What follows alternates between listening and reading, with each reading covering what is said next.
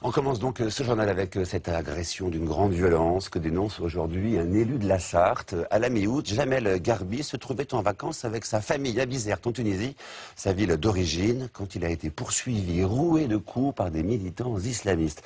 Jean-Claude Frédier, Aurélien Flamand et Sophie Ebrard.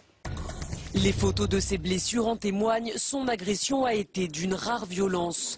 Jamel Garbi est encore sous le choc mais se souvient avec précision de cette soirée du 16 août. Il se détachait comme de la foule, comme des fusils, il venait vers vous et boum, il vous mettait un coup derrière la tête et boum, il vous mettait un coup sur le dos et boum, si vous voulez.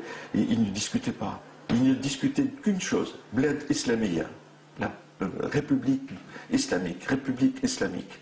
Ce soir-là, il est littéralement roué de coups par une cinquantaine de salafistes. Selon lui, ces hommes lui reprochaient la tenue vestimentaire de sa femme et sa fille, jugée trop légère. Elle portait un short et un débardeur. Encore traumatisées, elles n'ont pas souhaité apparaître à l'écran. Ma fille hurlait on va tuer mon père, on va tuer mon papa, parce que je saignais. Autour, des dizaines de passants assistent à la scène, mais personne ne lui vient en aide. Jamel Garbi en est persuadé, s'il ne s'était pas échappé, il serait certainement mort. Comme lui, de plus en plus de Tunisiens sont victimes des salafistes depuis le printemps arabe, comme en témoigne ce spécialiste de l'islam radical. Il faut savoir que la présence des salafistes en Tunisie n'est pas nouvelle.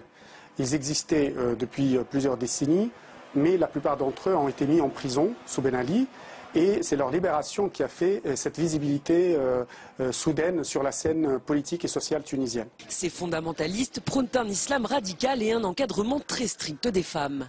Le phénomène est d'autant plus inquiétant que le gouvernement, composé principalement d'islamistes, veut changer leur statut et faire passer les femmes d'égal à complément de l'homme, ce qui a provoqué une vague d'indignation dans le pays.